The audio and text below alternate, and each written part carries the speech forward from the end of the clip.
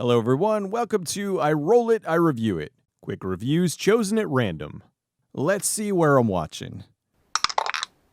1 is Netflix. Now it's time to roll for the genre. 12 is Thriller. Okay, let's see what movie the dice are going to pick. 15, Subservience. Alright, time to check it out. I'll see you in a minute. That was better than I expected. Megan Fox is a sexy robot made of plastic and rubber. So that made her perfect to play the character of Alice, the sexy robot. Okay, the movie's about Nick, his wife Maggie, and their 2 kids.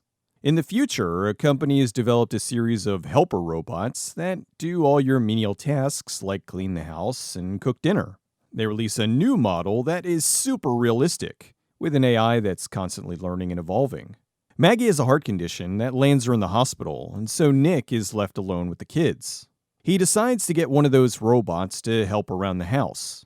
Everything starts off okay, but the longer that Alice is around, things start to get a little uncomfortable. Maggie needs a heart transplant, and it looks like she's going to die before she can get a donor.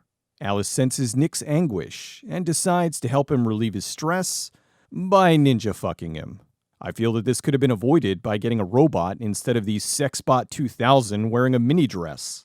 If you wanted to get a robot helper around the house, how about one that looks like Mrs. Doubtfire or Rosie the Robot? Now there won't be any worries of her stripping off her clothes and manipulating him into sex, unless he's into that. That's the core story here, but then there's also a subplot about how human workers are being laid off and replaced by robot workers.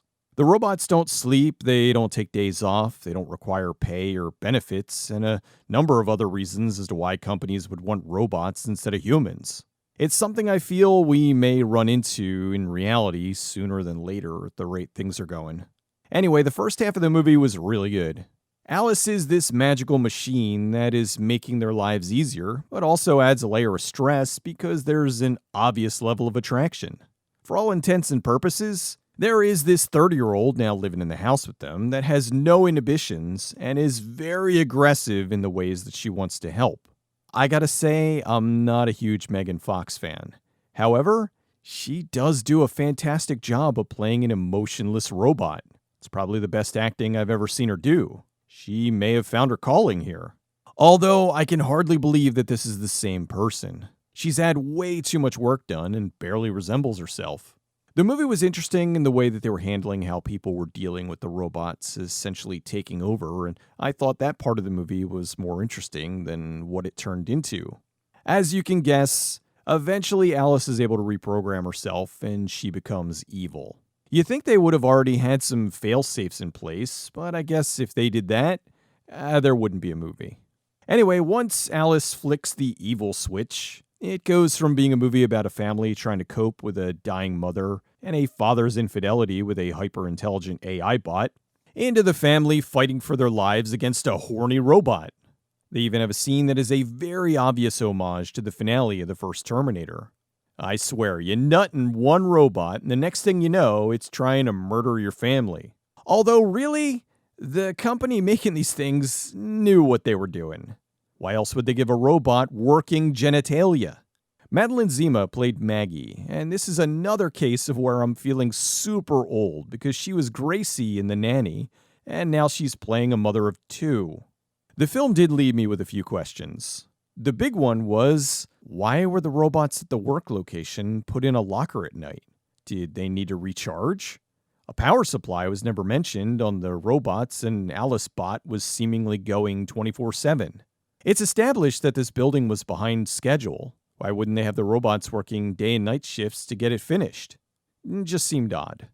As far as Alice, wouldn't there have been some sort of verbal kill switch tied to the owner? The robots are ridiculously strong. There'd be a time where you might need to get it to stop doing something, like trying to drown your children. That just seemed like something that should have been in there.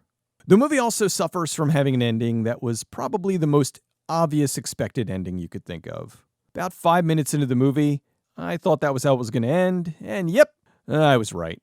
Subservience was interesting. It started off more as a drama about the future I could see us living in sooner than later, but it turned into a cliched evil robot goes on a murderous rampage. It's still worth seeing, but I feel it was a missed opportunity to do something different. So I'm giving it a thumbs up because I did enjoy what it was, but I'm bummed for what it could have been. Thanks for watching, everybody. I'll see you next time.